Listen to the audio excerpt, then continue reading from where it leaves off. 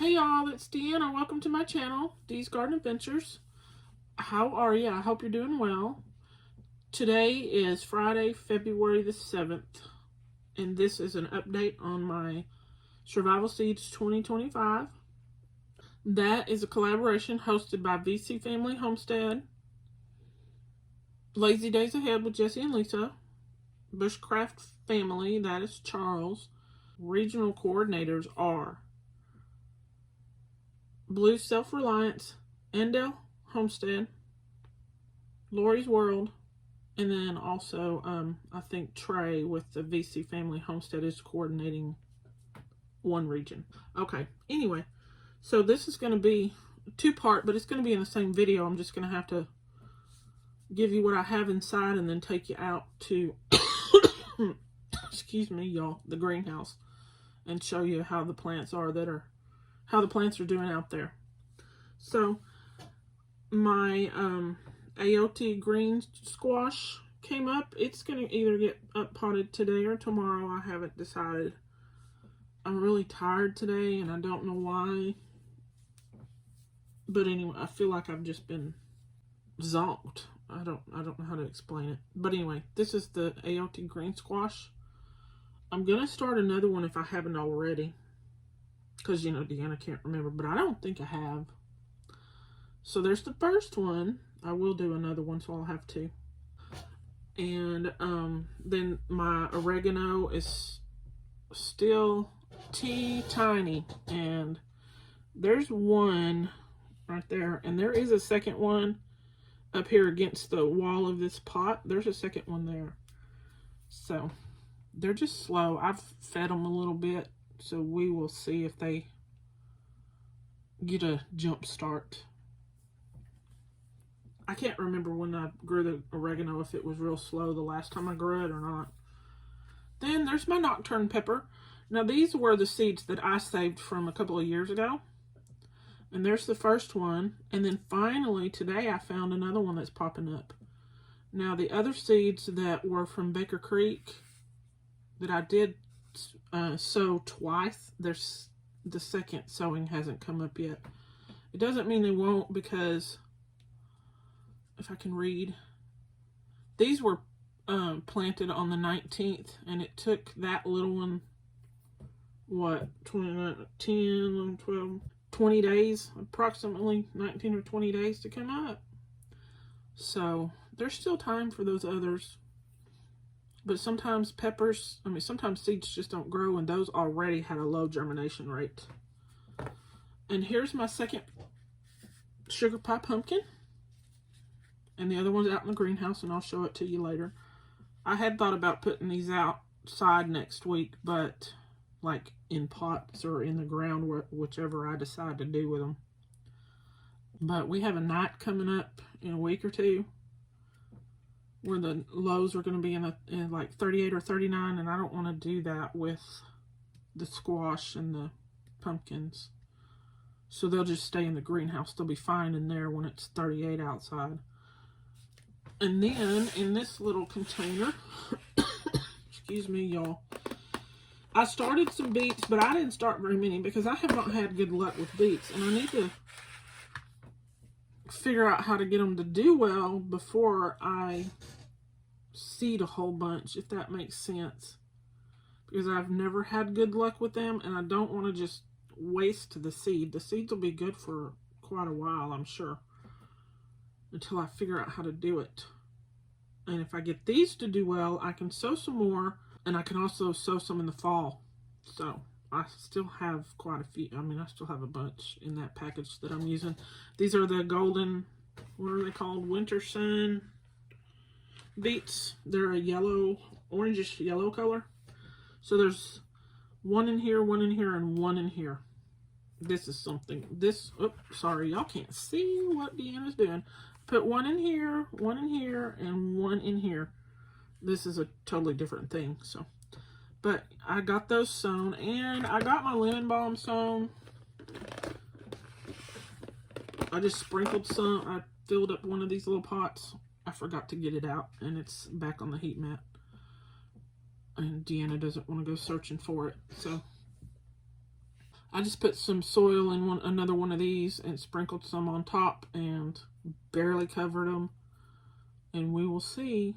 My other one that's outside, it's still alive, but there's not many leaves on it. I've been having to use them for one of my dogs because he's hurting, so I've been giving him some stuff from the garden and some turmeric from the store and aspirin. He's finally starting to feel a little better. But anyway, he's old and I'm sure he's got arthritis. But anyway, I'm doing what I can for him. Alright, y'all, that is it. I do believe I will, for the inside, I will take the phone out and show you what's going on outside. I still haven't transplanted my onions. I'm going to try and do that today because it doesn't take long. And I'm sure being outside, even though it's cloudy, will help me a little bit. I'll get some of the sun's rays, even though it's cloudy. Okay, I will see y'all in a bit. Okay, y'all, I'm back, and I am out in my greenhouse. This right here is the first sugar pie pumpkin that I grew. It's hard to see separately, but it's in a red solo cup, and it's doing well. It's got a lot of true leaves on it. How many? 4 true leaves on it. And then there's 1 cup of the hyssop, another cup of the hyssop. That one, was that all of them? There was either 3 or 4. Looks like 3. 3 cups of the hyssop right there. And those have 3 and 4 plants apiece in them. And then here's 1 Roma tomato. Ooh, let me back up, y'all. That one is going to the neighbors across the street. And I planted my onions before I did this video. I only had 4. I thought I had 6, but they never did pop up and grow. They just kind of tried but didn't do anything. So there's 1 of the onions. There's another one. It's real hard to see, and I'm sorry it's all shaky, y'all. And there's 1. And where did I do the other one? I did the other one in this pot. I don't know if you can see it. I think you can see it. And it's right there. And then these 2 tomato plants are the 2 Romas that I'm keeping. So hopefully they do well. I found root knot nematodes on the plants that were the dead plants that were in those pots. They were tomato plants.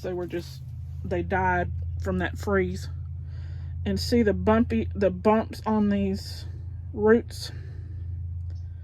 That's root knot nematode. But I looked it up, and aside from, oh, why is my finger? Sorry. Aside from, and I'm sorry it's shaky. Aside from sterilizing the soil, which I'm not going to do, you have to heat it up to like 140 degrees. And you can do that in an oven. Of course, I'm not doing that. Or you can do it through the sun, and I'm not going to do that either. I looked it up. High nitrogen things help, so I put some coffee grounds in those containers. Organic matter, which there's organic matter in it, and there's the leaf mulch on top. Fertilizing them often is supposed to help, and marigolds will help. So 1 pot has a marigold. I don't have any marigolds growing other than that one, which is weird because I planted more, but I guess they never came up. So I put that one in there. I'll start more seeds for marigolds for all my, or try to do marigolds for all my tomatoes. We shall see. And garlic is supposed to kind of help a little bit, although some garlic can be attacked by some nematodes. So anyway, we will see. I did pull out all the roots I could find without disturbing my garlic plants that are in here and this culantro that's in here. And if anybody wants to know how the culantro did through the summer, I mean, not the summer, it did fine in the summer. Over the course of that snowstorm, even when all these plants were covered inside a greenhouse, it did die back, but it's coming back. And let me turn around.